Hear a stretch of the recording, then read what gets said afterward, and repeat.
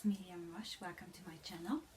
So in this series I'm going to talk about my experience after a motorbike accident where I injured my legs. I fractured my legs and I had several injuries, brain injuries.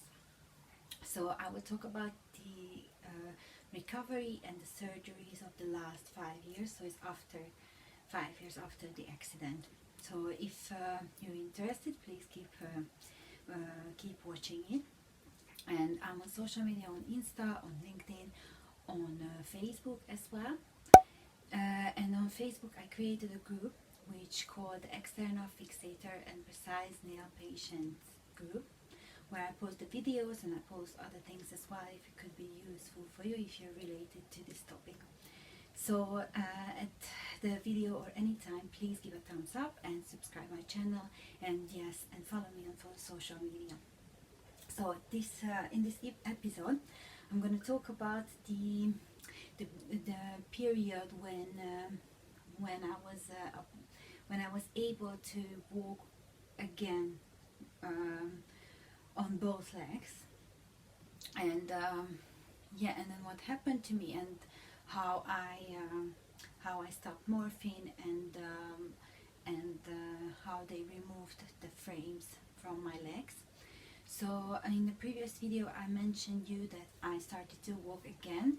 It was in 2015 in the beginning of June, and I was practicing a lot what the physiotherapy showed me, standing a lot and try to walk a lot and try to lift my legs, so alternate the movements to be able to walk. So I was kind of like stepping on the stairs, so with one leg and the other.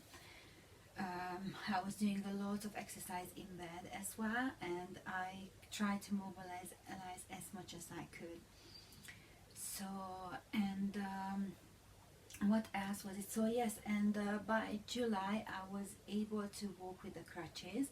It means not exactly like walking and like all day and stuff. I got really tired after even like 10 minutes walking, because it was kind of a new, and with the injured leg it's obviously different, and also with the pain, and obviously I took painkillers before I went to the street and stuff, and painkillers actually it makes you sleepy as well. So it was a lot of things at the same time. But then I had like life issues. I had to move from the flat where I used to live, so to find a room for myself in a different area as well. So I kind of managed it, and with the frames on I had to move as well. So yes, I moved. Before that moving, which was, I think it was in August, something like this, I was actually trying to reduce the morphine because I felt like it's too much. I was too sleepy. I didn't feel good if I took too much. So I was actually remembering that I was still using the patches, and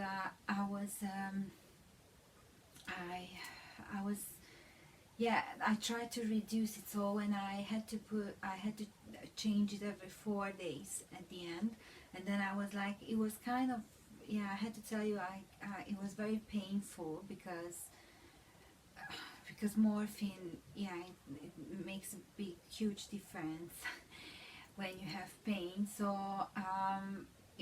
so I should have put it on or change it every 4 days, and then I tried to pull it off until like 5-6 days. So this was one of the technique I was doing, and well, I had to take like more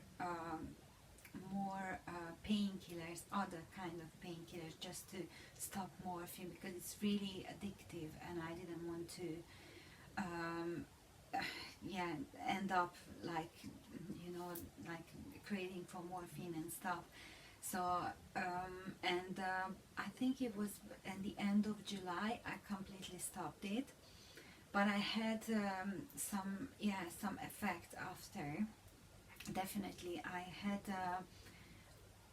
yeah, probably, well, if someone used drugs before, I've never did, so I didn't know what's this feeling.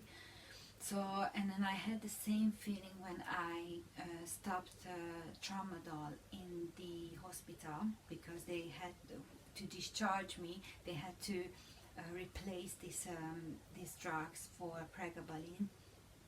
So when I stopped tramadol, it was the same effect actually.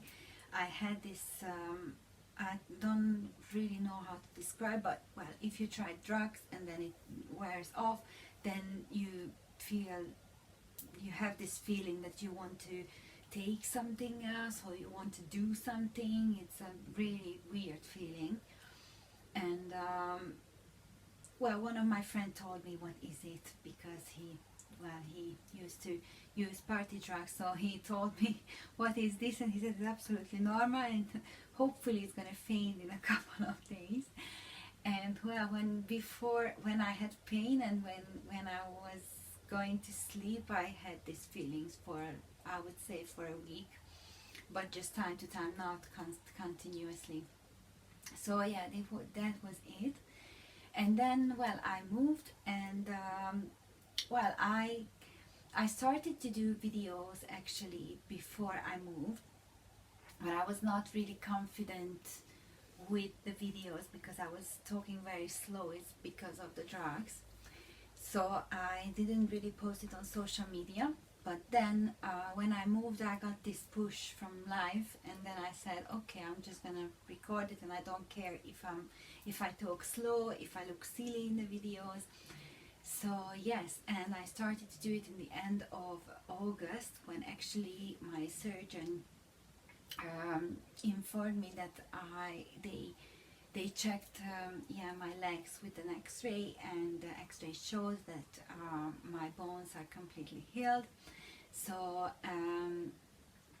before the removal, which was, as I remember good, it was on the 15th of September in 2015.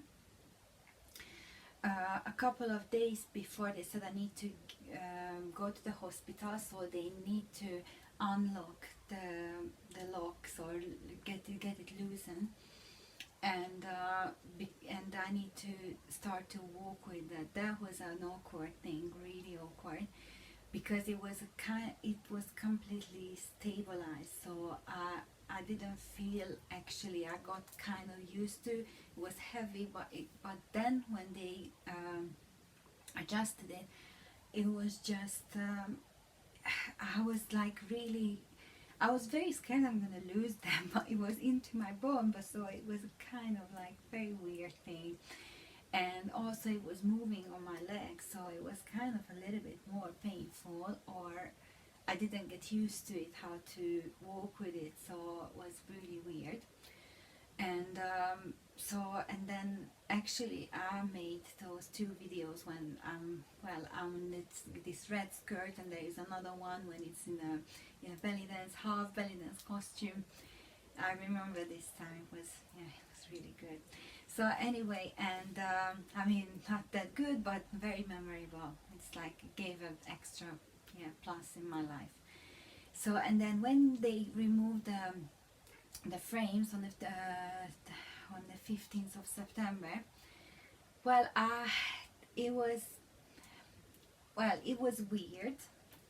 I felt much lighter, because that's what they said. It was 2 kilos, the weight of those metal frames, and then I had the bandage as well. I had problems with bandage all the time, because apparently I'm allergic to something in the bandage, probably the gauze or something. So, and it was leaking and all these things. So as in the first time when I had to remove the bandage from my scar, I didn't know what to do. So I removed it. You can see the other video as well. I'm gonna just pop it. And well, I had to cut the whole things off, and after I left it open all the time, because the scars are healing actually much quicker. I was actually thinking to get infected or something like this, but then I realized if you live in a nice place where it's clean, then probably you don't get infection. So you need to leave it open as much as you can. Actually, the most shocking thing was when we removed the bandage to see my legs again. And well, they looked completely different than before. I saw all the scars, all the discrepancies in my leg, and it was shocking. And it was kind of like a traumatic thing as well. So I had to realize things, what happened really. It was in this journey I was actually realizing all the time, like every month something, why it happened, what happened, and all these things. But this was actually the first time when it was like I really realized that it's not gonna go back how it was before. Yes, so yes, I think I'm gonna stop now, and I will save a lot of things for the next video. So thank you very much for watching it, and please subscribe and give a thumbs up at the end. And yeah, see you in the next video in a week time. Bye now.